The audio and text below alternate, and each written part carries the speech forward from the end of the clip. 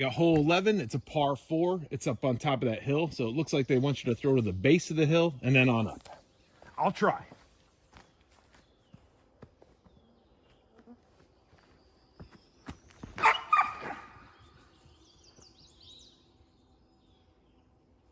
All right, I'm just in the vegetation, a 1.5 feet off to the right. All right, you can see the basket up there.